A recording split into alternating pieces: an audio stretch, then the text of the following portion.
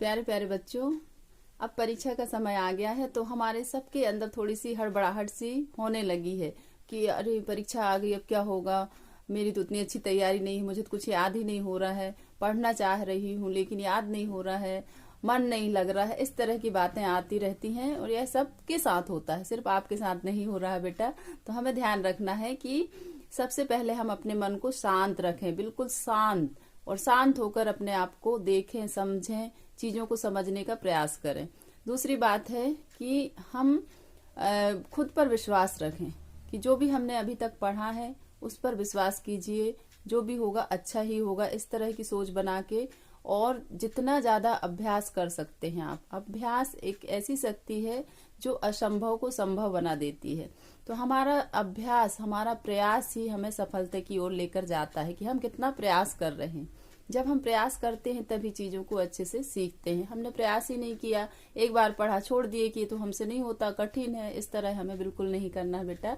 हमें बार बार अभ्यास, ये ठीक वैसा ही कि कोई भी चीज सरल होने से पहले कठिन होती है, तो उसे हमें समझना है। एक बार जब हमने पढ़ा तो थोड़ा हमें कठिन लगा, जब उसी चीज को हम दोबारा फिर से पढ़ते हैं थोड़ा और मतलब समझ में आता है। जब तीसरी बार पढ़ते हैं तो बहुत अच्छे से समझ में आने लगता है, चौथी बार पढ़ा तो और बिल्कुल सरलता से समझ में। बार बार जब हम पढ़ने लग जाते हैं, बार बार अभ्यास करने लग जाते हैं तो चीजें आसान हो जाती हैं। चीजें हम बार बार अभ्यास करके सीख सकते हैं।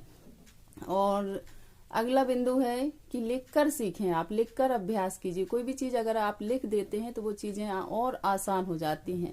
मेरा अनुभव, मुझे भी याद नहीं होता था तो मैं लिख लिख के याद करती थी। लिखा हुआ कि इसके बाद क्या लिखना है, जब लिखने बैठती थी तो एक के बाद एक शब्द मुझे याद आ जाते थे। तो ऐसा आप कर सकते हैं बेटा।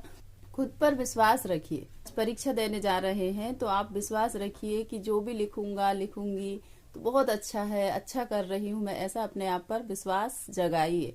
जब तक आप खुद पर विश्वास नहीं करेंगे तब तक चीजें अच्छे से नहीं होंगी। सबसे पहली बात है कि खुद पर हम विश्वास करें।